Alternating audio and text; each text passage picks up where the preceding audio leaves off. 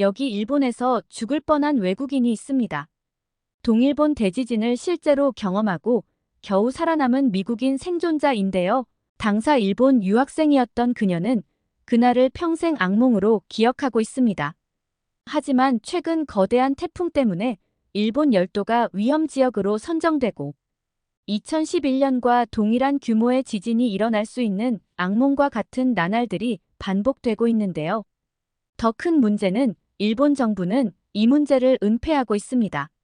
미국을 포함한 대부분의 나라에서는 일본 규슈 최남단에 접근하고 있는 10호 태풍 산산의 진행 방향이나 위력이 사망자만 100명이 넘었던 태풍 하기 비스와 비슷하며 심지어 일본 열도를 고스란히 지나갈 것이고 이동 속도마저 느려서 일본에 오래 머물 것 같다며 국민들에게 엄청난 공포심을 심어주고 있습니다. 미국에 있는 그녀의 가족들은 동일본 대지진 때처럼 얼른 대피를 하라고 안절부절하고 있고 그녀도 지금 어떻게 해야 할지 고민 중에 있습니다. 이번에도 한국의 도움을 받아야 하는 걸까요? 일본 정부는 도대체 무슨 생각을 하는지 모르겠습니다. 믿을 수가 없었어요. 오랫동안 꿈꿔왔던 순간 드디어 도쿄에 도착했어요. 제 이름은 알렉스, 22살이고요. 제가 기억하는 한 일본에 대해 늘 매료되어 있었어요. 역사, 전통, 음식까지 모든 걸 직접 경험하고 싶었거든요. 그리고 이제 여기 일본의 명문 대학에서 공부를 시작할 준비가 된 거죠. 공항을 걸으면서 가슴이 두근거렸어요. 모든 것이 너무 깨끗하고 현대적으로 보였어요. 표지판은 일본어와 영어로 되어 있었지만 그래도 조금은 길을 잃은 느낌이었어요. 계속해서 진짜 내가 여기 있구나. 이게 정말로 일어나고 있어. 라는 생각이 들었어요. 첫 번째 도전은 거주지를 찾는 거였어요. 쉬울 줄 알았는데 정말 큰 오산이었죠. 본 아파트마다 외국인이 집을 빌리기에는 어처구니 없는 비용이나 규칙이 있었어요. 정말 답답하고 조금은 무서웠어요. 이러다가 정말 갈 곳이 없으면 어쩌나 걱정이 되기 시작했어요. 끝이 보이지 않는 시간이 흐른 후에야 마침내 대학 근처에 작은 아파트를 하나 찾았어요. 썩 좋은 곳은 아니었어요. 벽은 얇고 모든 게 오래된 느낌이었거든요. 그래도 집이라 부를 곳이 생겼다는 것에 긍정적으로 생각하려고 노력했어요. 스스로에게 괜찮아, 알렉스. 이건 시작일 뿐이야. 더 나아질 거야. 라고 계속 말했죠. 하지만 시간이 지날수록 자신감이 점점 줄어들었어요. 일본어가 생각보다 훨씬 더 어려웠거든요. 음식 주문하기나 길을 물어보는 것처럼 간단한 일도 큰 도전이 되어버렸어요. 사람들이 저를 쳐다보는 것 같았고 마치 제가 여기 있을 자리가 아닌 것 같았어요. 어느 날 장을 보러 갔는데 계산원이 하는 말을 도저히 알아들을 수가 없었어요. 그녀는 점점 더 짜증을 내면서 말을 반복했고 저는 얼굴이 화끈거리는 걸 느꼈어요. 결국 다른 손님이 번역을 도와줬지만 가게를 나올 때 정말 끔찍한 기분이었어요. 언어만 힘든 게 아니었어요. 사람들이 저에게 말을 걸거나 뭔가에 끼워주려 하지 않는다는 걸 느끼기 시작했어요. 대학에서도 다른 학생들은 예의 바르게 대했지만 같이 놀거나 공부하자는 말은 거의 하지 않았어요. 너무 외로웠어요. 긍정적으로 생각하려고 노력했어요. 동네를 산책하면서 아름다운 정원과 고즈넉한 절이 현대 건물 옆에 자리 잡은 모습을 감상하기도 했어요. 제가 여기 있다는 게 얼마나 운이 좋은 일인지 되새기곤 했죠. 하지만 점점 더 외로움과 좌절을 무시하기 힘들어졌어요. 어느 저녁 작은 아파트에 앉아 창밖으로 번화한 거리를 내려다보고 있었어요. 친구들 무리가 웃고 떠들며 지나가는 모습을 보면서 목이 메이고 눈물이 나더라고요. 제가 상상했던 일본에서의 시간은 이런 게 아니었어요. 그날 밤 엄마에게 전화를 걸어서 어떻게 느끼고 있는지 이야기했어요. 눈물을 참으며 얘기하려고 했죠. 엄마는 제 이야기를 듣고 나서 아가, 많이 힘들었구나. 너무 미안해. 하지만 넌 강하잖아. 여기까지 오려고 정말 열심히 했잖니. 조금만 더 시간을 가져보렴. 이라고 하셨어요. 엄마 말씀이 맞다는 걸 알고 있었어요. 계속 노력해야 한다는 것도요. 다음 날, 더 나은 미래를 위해 결심했어요. 그래서 대학에 있는 언어 교환 모임에 참여하기로 했죠. 일본어 실력을 늘리면 다른 일들도 더 쉬워지지 않을까 하는 생각이 들었어요. 첫 모임은 그날 오후였어요. 방에 들어설 때 심장이 쿵쾅거렸어요. 10명 정도의 학생들이 있었고, 일본 학생들과 저처럼 외국인 학생들이 섞여 있었어요. 우리는 간단한 자기소개로 시작했는데, 사람들이 저를 보며 미소를 짓고 고개를 끄덕이는 걸 보니 조금 희망이 생기더라고요. 일본어와 영어로 말하기 연습을 하면서 조금씩 긴장이 풀렸어요. 유키라는 여자아이가 특히 친절했는데 제가 단어를 잘 못 떠올릴 때마다 도와줬어요. 모임이 끝날 때쯤 우리는 연락처를 교환했고 주말에 커피를 마시기로 했어요. 그날 저녁 집에 돌아오는 길은 발걸음이 가벼웠어요. 어쩌면 상황이 좋아지고 있는 걸지도 몰라요. 그때는 몰랐지만 모든 게 상상도 못한 방향으로 바뀌기 시작하고 있었어요. 진짜 지진을 겪을 거라고는 생각지도 못했어요. 물론 집에서는 훈련을 하긴 했지만 2011년 3월 11일에 일어난 일에 대비할 수 있었던 건 아무것도 없었어요. 그날은 다른 평범한 날처럼 시작됐어요. 작은 아파트에서 공부를 하려고 했지만 대부분 고향 생각에 잠겨 있었죠. 갑자기 작은 흔들림이 느껴졌어요. 처음에는 그냥 트럭이 지나가는 줄 알았어요. 그런데 점점 더 강해졌어요. 그리고 더 강하게. 눈 깜짝할 사이에 모든 것이 심하게 흔들리기 시작했어요. 책들이 책장에서 날아갔고 작은 화분이 넘어져 흙이 온통 쏟아졌어요. 밖에서는 유리가 깨지는 소리와 사람들의 외침이 들렸어요. 순간적으로 몸이 굳어버려서 어떻게 해야 할지 몰랐어요. 그러다 학교에서 배운 게 생각났어요. 튼튼한 물건 아래로 들어가야 한다고 했죠. 저는 책상 아래로 뛰어들어가 책상 다리를 꽉 잡았어요. 건물이 바람에 흔들리는 나무처럼 흔들렸어요. 금방이라도 무너질 것 같았어요. 소리가 정말 무서웠어요. 마치 거대한 괴물이 모든 것을 부수면서 울부짖는 것 같았어요. 여기저기서 무너지고 깨지는 소리가 들렸어요. 벽은 삐걱거리고 끼익거렸어요. 저는 눈을 꼭 감고 이게 멈추길 기도했어요. 하지만 멈추지 않았어요. 계속해서 흔들렸어요. 책상 아래에서 얼마나 있었는지 모르겠어요. 하지만 영원히 같았어요.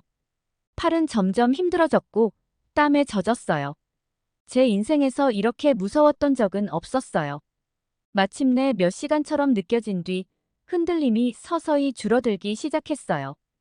완전히 멈추진 않았지만 덜 폭력적이었어요. 저는 조금 더 기다렸다가 책상 아래에서 기어 나왔을 때 제 눈을 믿을 수가 없었어요. 아파트는 완전히 엉망이었어요. 모든 것이 넘어지고 부서져 있었어요. 한쪽 벽에는 금이 가 있었어요. 다리가 후들거려서 창문으로 비틀거리며 다가가 밖을 내다봤어요. 거리는 마치 전쟁터 같았어요. 차들은 떨어진 잔해에 의해 부서져 있었고 근처 건물은 일부 붕괴되어 있었어요. 사람들은 멍한 표정으로 이리저리 돌아다녔어요. 어떤 사람들은 울고 있었고 다른 사람들은 사랑하는 사람들을 찾고 있었어요. 마치 영화 속 장면 같았지만 이것은 현실이었어요. 휴대전화를 꺼내 부모님께 전화를 걸었지만 신호가 없었어요. 전기도 나가 있었어요. 정말 외롭고 무력했어요. 이제 어떻게 해야 하나요? 그때 사이렌 소리가 들렸어요. 아주 크고 급박한 소리였어요.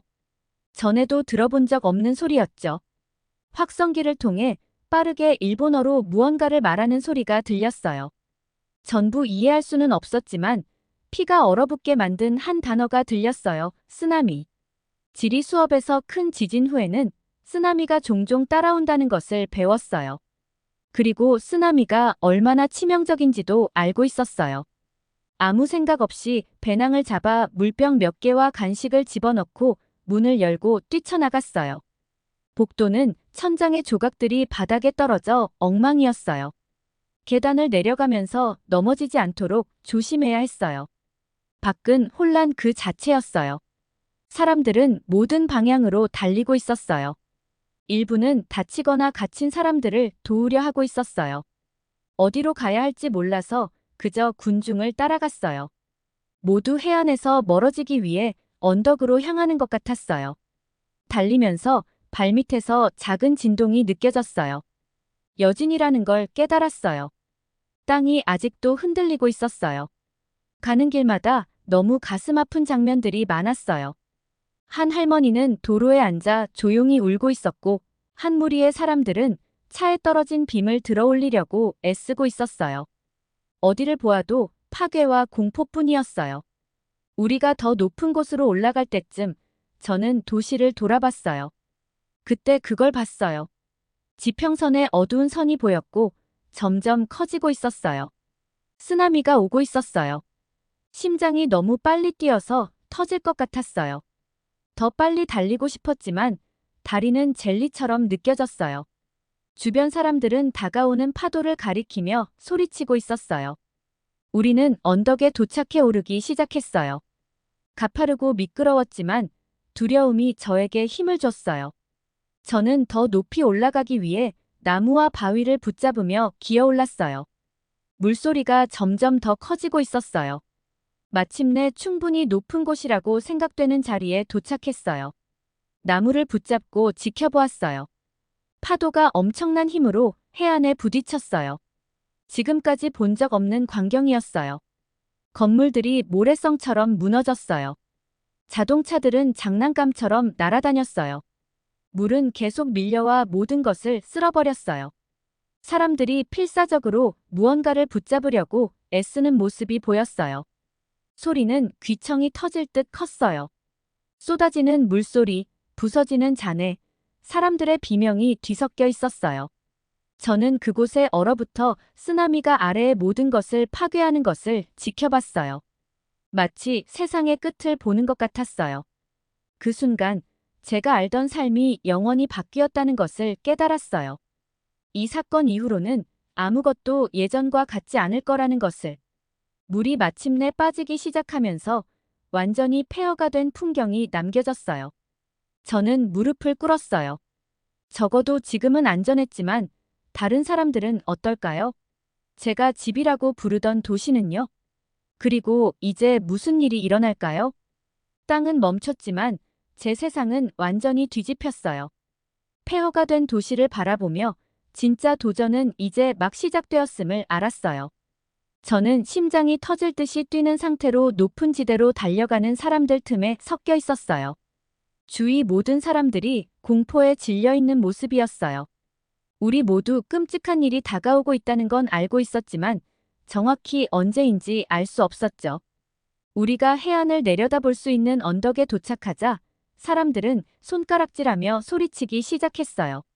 저도 뒤돌아봤고 온몸이 얼어붙는 듯한 느낌을 받았어요. 멀리서 거대한 물벽이 우리 쪽으로 몰려오는 것이 보였어요. 제가 전에 본 적 없는 광경이었죠.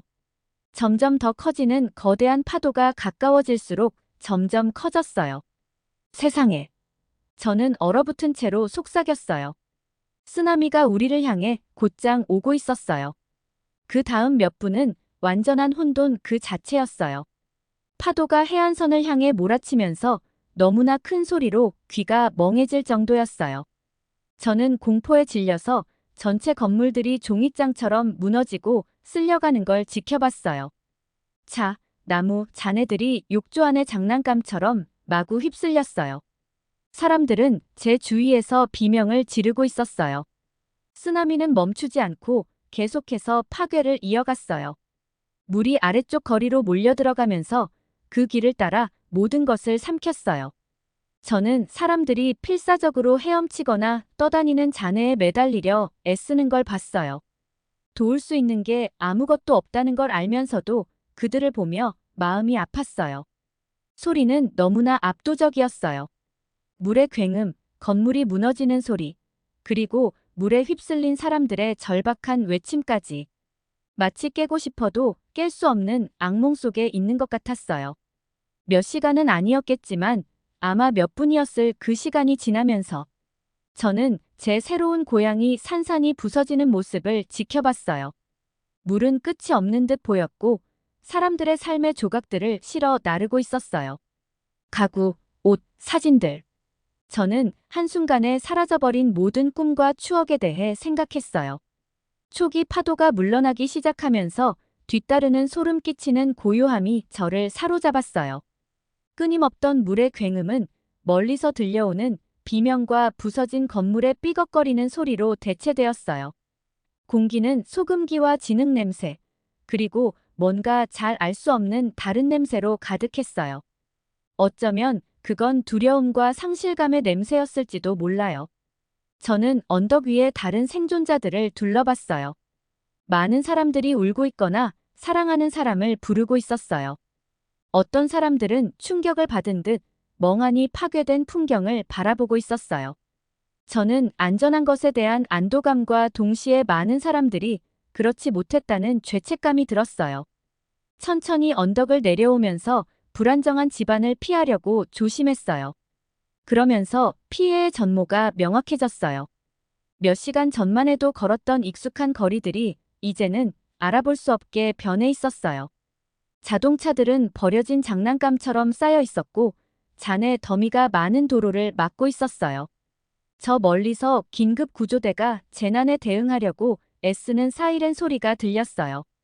하지만 그들이 이 엄청난 파괴의 규모에 압도될 것이 분명해 보였어요. 어디를 보아도 도움이 필요한 사람들이 있었어요. 잔해 속을 헤매던 중 혼자 울고 있는 작은 소녀를 발견했어요. 그녀는 6살이나 7살 정도로 보였어요. 저는 무릎을 꿇고 서툰 일본어로 다친 데가 없는지 물었어요. 그녀는 고개를 저으며 한때 집이었던 잔의 더미를 가리켰어요. 엄마. 그녀가 흐느꼈어요. 제 목구멍에 덩어리가 형성되는 걸 느꼈어요. 이 아이가 아마도 모든 것을 잃었을 상황에서 어떻게 위로의 말을 건넬 수 있을까요? 저는 그녀의 손을 잡고 누군가 그녀를 돌봐줄 사람을 찾겠다고 약속했어요. 우리가 함께 걸어가는 동안 이렇게 엄청난 비극 앞에서 진정으로 우리가 가진 것은 서로뿐이라는 것을 깨달았어요. 그날 나머지 시간은 가슴 아픈 장면들로 가득한 흐릿한 상태로 지나갔어요. 저는 가능한 한 돕기 위해 잔해를 치우고 생존자들을 위로하고 비교적 온전하게 떠내려온 물병들을 나눠주었어요. 하지만 그것은 바닷물을 티스푼으로 퍼내는 것처럼 느껴졌어요. 그 필요는 너무나 컸어요. 밤이 되자 재난의 진정한 범위가 더욱 명백해졌어요. 전기가 끊기면서 도시는 어둠에 휩싸였어요. 유일한 빛은 여러 지역에서 통제 불능으로 타오르는 불길에서 나오는 것이었어요. 지평선 위의 주황색 빛은 우리의 투쟁이 끝나지 않았음을 상기시키는 암울한 신호였어요. 저는 임시 대피소에 모여있는 생존자들 무리를 발견했어요. 한 노인이 담요와 주먹밥을 나눠주고 있었어요. 그가 제게 주먹밥을 건네줬을 때 저는 울기 시작했어요. 그것은 정말 작은 친절의 행동이었지만 그 순간에는 모든 것을 의미했어요. 그날 밤 잠을 청하려 누웠을 때 인생이 얼마나 빨리 변할 수 있는지에 대해 생각을 멈출 수 없었어요. 단 하루 만에 한 도시 전체가 무릎을 꿇게 되었어요. 하지만 저는 또한 놀라운 용기와 연민의 행위들을 보았어요. 무슨 일이 있어도 인간 정신의 강인함이 우리를 이끌어줄 것임을 알았어요. 땅은 또 다른 여진으로 흔들렸고 위험이 끝나지 않았음을 우리 모두에게 상기시켰어요. 저는 눈을 감고 저 자신과 이 악몽을 겪은 모든 사람의 안전을 기도했어요. 내일은 새로운 도전들을 가져오겠지만 지금은 우리가 할 수 있는 것이라곤 쉬면서 더 밝은 새벽을 희망하는 것뿐이었어요. 눈을 떴을 때 제가 알던 세상이 아니었어요. 해는 밝게 빛나고 있었지만 그 외의 모든 것이 변해 있었습니다. 밤을 보낸 피난처에서 비틀거리며 나오자마자 믿을 수 없는 광경이 펼쳐졌어요. 한때 익숙했던 거리들은 사라졌습니다. 그 자리를 대신한 것은 부서진 건물들, 쓰러진 나무들, 그리고 잔해 더미들이었어요. 저는 걷기 시작했어요. 도로에 금에 걸려 넘어지지 않도록 조심하면서요. 몇 걸음마다 잔에 더미를 넘거나 부서진 벽 사이를 비집고 지나가야 했습니다. 마치 영화 속에 있는 기분이었지만 이건 너무나 현실적이었어요. 사람들은 곳곳에 있었지만 이상하게도 조용했습니다. 아무도 크게 말하지 않았어요. 그저 천천히 움직이며 무언가를 찾고 있었어요. 뭐랄까, 집을 찾으려는 건지, 가족을 찾으려는 건지, 아니면 저처럼 그저 이 모든 상황을 이해하려는 건지 모르겠더라고요. 길모퉁이를 돌자마자 속이 울렁거리는 광경을 보았어요.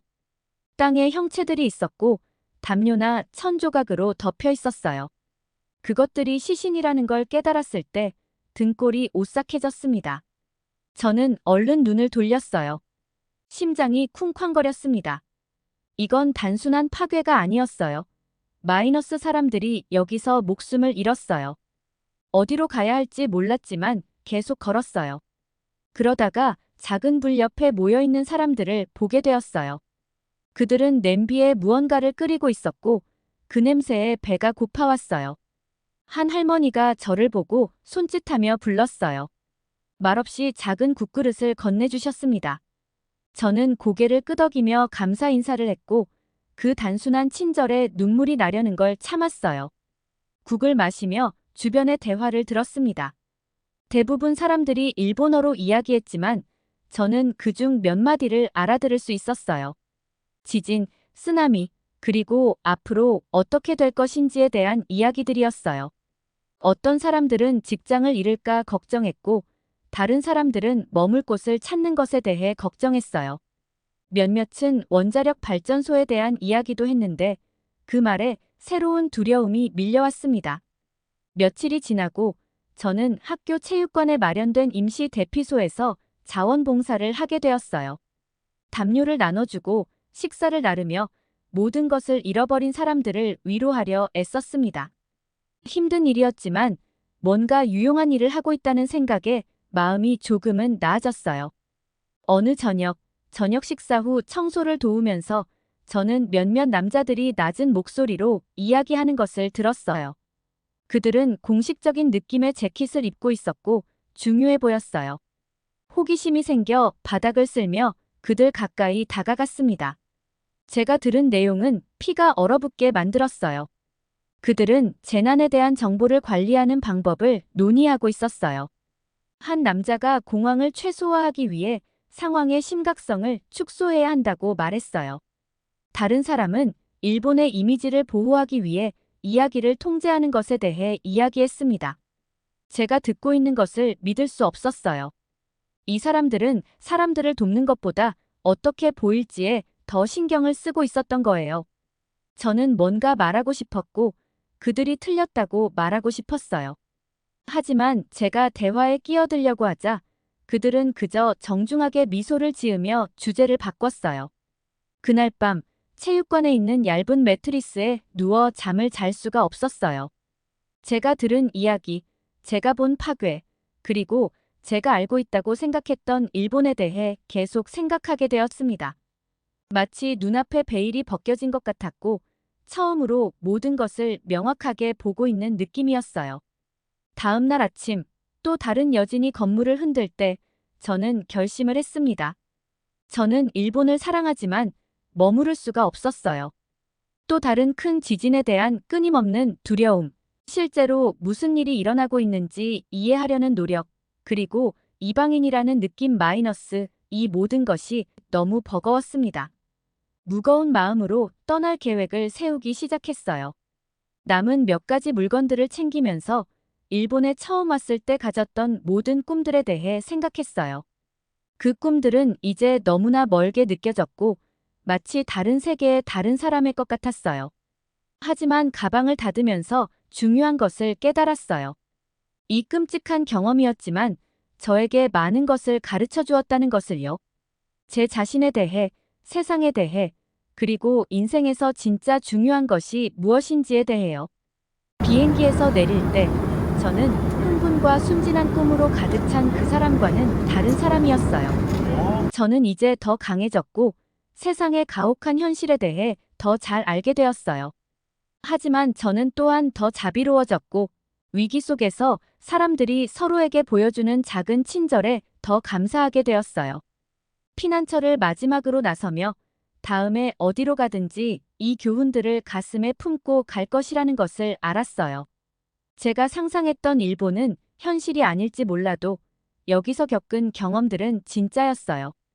그 경험들은 저를 변화시켰고 형성했고 어느 정도는 다음에 올 어떤 일에도 대비하게 해주었어요. 공항으로 데려다 줄 버스를 타면서 떠나고 있는 도시에 마지막 인사를 했어요. 고마워요, 모든 것들에. 라고 속삭이며 인천국제공항에 발을 내딛자마자 저는 마치 완전히 새로운 세상에 들어온 것 같은 기분이 들었어요. 공기는 더 상쾌하게 느껴졌고 평온함이 저를 감쌌어요. 몇 시간 전까지만 해도 일본에서 자연재해의 혼란과 두려움에 둘러싸여 있었다는 게 믿기지 않았어요. 처음으로 눈에 들어온 것은 모든 것이 얼마나 깨끗하고 현대적인지였어요. 공항은 반짝반짝 빛나는 바닥과 높은 천장으로 말끔했고요. 세관으로 가는 길에 미소를 짓고 있는 얼굴들이 저를 맞이하는 것을 보고 놀랐어요. 직원들은 영어로 따뜻하고 친절하게 말해줬는데 일본에서 익숙해진 엄격한 얼굴들과는 정말 대조적이었어요. 한국에 오신 걸 환영합니다. 한 세관 직원이 밝게 웃으며 말했어요. 처음 오시는 건가요? 저는 약간 압도된 느낌으로 고개를 끄덕였어요. 네, 처음이에요. 그렇다면 정말 즐거운 시간이 될 거예요. 그가 답했어요. 즐거운 시간 되시길 바랄게요. 짐을 챙겨서 출구 쪽으로 향하는데 큰 공항 안에서 길을 잃은 듯한 기분이 들었어요. 하지만 주위를 둘러보기 전에 친절해 보이는 한 여성이 저에게 다가왔어요. 도움이 필요하세요? 그녀가 완벽한 영어로 물었어요. 네, 부탁드려요. 저는 안도하며 말했어요. 여기서 서울까지 어떻게 가는지 잘 모르겠어요. 그녀는 미소 지으며 공항 열차를 가리켰어요. 정말 쉬워요. 그녀가 설명했어요. AREX 열차 표지판을 따라가시면 돼요. 그 열차가 바로 서울역까지 데려다 줄 거예요. 저는 그녀에게 감사 인사를 했고 모두가 얼마나 친절하게 대해주는지에 감탄했어요. 일본에서는 도움을 요청할 때마다 종종 부담을 주는 느낌이었거든요. 여기 사람들은 진심으로 기쁘게 도와주는 것처럼 보였어요. 서울로 가는 기차 여행은 정말 놀라웠어요. 창밖으로는 푸른 들판과 현대적인 건물들이 섞여 지나갔어요. 도시가 가까워질수록 저는 창문에 얼굴을 가까이 대고 높이 솟은 고층 건물들과 분주한 거리의 풍경을 눈에 담을 수밖에 없었어요. 서울역에서 나오자 도시의 에너지가 파도처럼 저를 덮쳤어요. 사람들이 지나가며 전화로 이야기하거나 친구들과 웃고 떠드는 모습이 보였어요. 공기는 교통소음과 주변 가게에서 흘러나오는 음악, 그리고 길거리 음식의 매혹적인 냄새로 가득했어요. 호스텔을 찾기 전에 간단히 무언가를 먹기로 했어요. 코를 따라가다 보니 떡볶이라는 것을 파는 작은 음식 가게를 발견했어요. 가게 주인이 제가 다가가자 웃으며 빨간 소스와 떡이 끓고 있는 냄비를 가리켰어요. 한번 드셔보실래요? 그가 매운 요리로 보이는 작은 종이컵을 건네며 물었어요. 저는 잠시 망설이다가 왜 안 되겠어요? 라고 생각했어요. 한 입을 먹자마자 입안 가득 맛이 폭발했어요. 매콤하고 달콤하고 짭짤한 맛이 한꺼번에 느껴졌어요. 가게 주인은 제 놀란 표정을 보고 웃었어요. 맛있어요? 그가 물었어요. 정말 맛있어요. 저는 벌써 지갑을 꺼내서 한 그릇을 사려고 했어요. 가까운 벤치에 앉아 떡볶이를 즐기면서 지나가는 사람들을 구경했어요. 커플들은 손을 잡고 걷고 친구들 무리는 함께 웃고 가족들은 인도 위를 분주히 걸어가고 있었어요. 모두가 너무나 생기 있어 보였어요. 저는 휴대폰을 꺼내 호스텔로 가는 길을 검색하려고 했는데 공공 와이파이가 무료로 제공된다는 사실에 기분이 좋았어요. 연결하자마자 날씨 경고와 안전 정보가 뜨더군요. 사람들이 정보를 쉽게 얻을 수 있도록 하는 도시의 적극적인 모습이 인상적이었어요. 호스텔을 찾는 일은 생각보다 쉬웠어요. 지하철 시스템은 굉장히 깨끗하고 효율적이었고 표지판도 한국어와 영어로 되어 있었어요. 역에서 조금 길을 헤맸을 때 고등학생 몇 명이 제 혼란스러운 표정을 보고 도움을 주겠다고 나섰어요. 그들은 방향을 알려줄 뿐만 아니라 제가 올바른 출구를 찾을 때까지 함께 걸어주었어요. 어디서 오셨어요? 한 소녀가 걸으면서 물었어요. 미국에서 왔어요. 제가 대답했어요. 하지만 방금 일본에서 왔어요. 그들의 눈이 흥미롭게 커졌어요. 오, 일본은 어땠어요? 저희는 그들의 애니메이션을 정말 좋아해요. 저는 일본에서 있었던 일들에 대해 나쁘게 말하고 싶지 않았어요. 흥미로웠어요. 하지만 한국이 더 마음에 들 것 같아요. 그들은 자랑스러운 듯 환하게 웃었어요. 호스텔에 도착했을 때 저를 맞이해준 친절한 리셉션 직원은 영어를 아주 잘했어요. 그녀는 주변 지역에 대해 설명해주며 좋은 식당, 흥미로운 명소, 그리고 혹시 몰라서 가장 가까운 경찰서와 병원의 위치까지 알려주었어요. 방에 짐을 풀면서 저는 안에서부터 차오르는 설렘을 느꼈어요. 일본에서 항상 제 곁에 있던 스트레스와 두려움이 서서히 사라지는 것 같았어요. 서울에서는 안전하고 환영받는 기분이 들었고 가능성으로 가득 차 있음을 느꼈어요. 창문 밖으로 분주한 거리를 바라보며 여기가 마음에 들 것 같아 라고 생각했어요.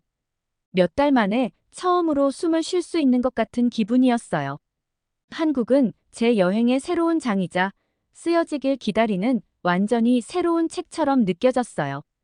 한국에서의 생활에 적응해가면서 저는 안전과 공동체, 대비에 얼마나 많은 중요성이 부여되는지를 깨닫게 되었어요.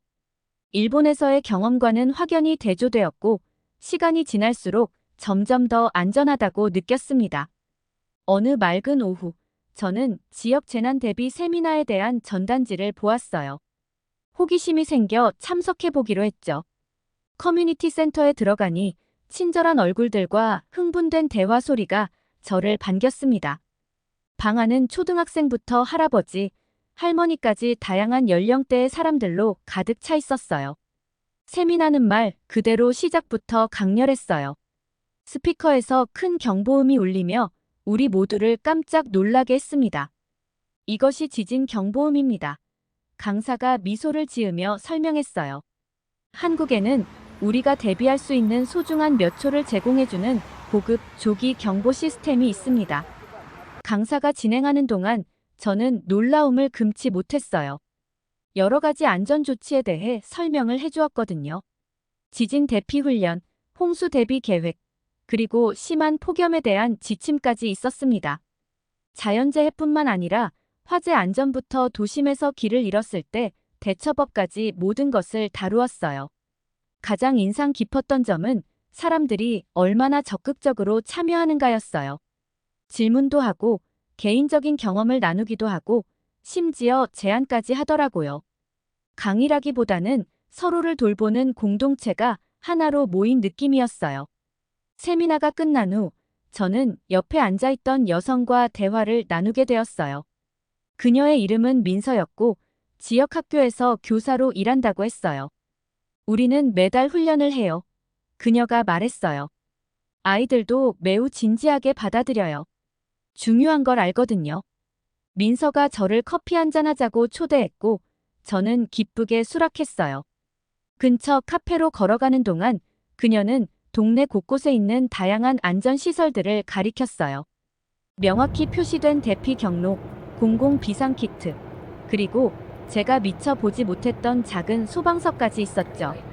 따뜻한 커피를 마시며 민서와 저는 한국에서의 생활에 대해 이야기를 나눴어요. 그녀는 제 경험에 대해 궁금해했고 제가 겪었던 이야기를 진지하게 들어주었어요. 일본에서 겪었던 어려움을 이야기하자 그녀의 눈에는 동정심이 가득 했어요. 정말 무서웠겠어요. 그녀가 제 손을 잡으며 말했어요. 여기 와서 다행이에요. 완벽하지는 않지만 우리는 서로를 돌보려고 노력해요. 그녀의 말에 깊은 감동을 받았어요. 집을 떠난 후 처음으로 진정한 소속감을 느꼈습니다. 며칠 후 저는 동네를 더 둘러보기로 했어요. 이전에 가보지 않은 거리를 걷다가 신나는 음악과 웃음소리가 들렸어요. 그 소리를 따라가 보니 커뮤니티 센터 입구에 도착했죠. 화려한 배너에는 국제문화교류의 날 마이너스 모두 환영 이라고 적혀 있었어요. 흥미로워서 안으로 들어갔어요. 방 안은 활기찬 활동으로 가득했어요. 각 나라를 대표하는 부스들이 있었고 각각 음식 샘플, 문화유물, 정보 등을 제공하고 있었어요. 공기는 다양한 언어와 여러 요리의 맛있는 냄새로 가득 차 있었어요. 입구에서 제가 약간 어리둥절해하는 모습을 본 친절한 여성이 다가와 따뜻한 미소로 물었어요. 처음 오셨어요? 제가 고개를 끄덕이자 그녀는 이름표와 행사 지도를 건네주었어요. 편하게 둘러보세요. 여기서는 새 친구들을 사귀는 게 전부니까요. 방을 돌아다니면서 저는 모두가 얼마나 환영해주는지에 감동했어요. 한국 부스에서는 한 노신사가 전통 게임인 윷놀이를 가르쳐 주었어요. 저는 윷놀이에 서툴렀지만 그는 참을성 있게 가르쳐 주었고 곧 우리는 제 서툰 시도에 함께 웃고 있었어요. 미국 부스에서는 영어를 연습하고 싶어하는 한국 학생들과 함께 고향 이야기를 나눴어요.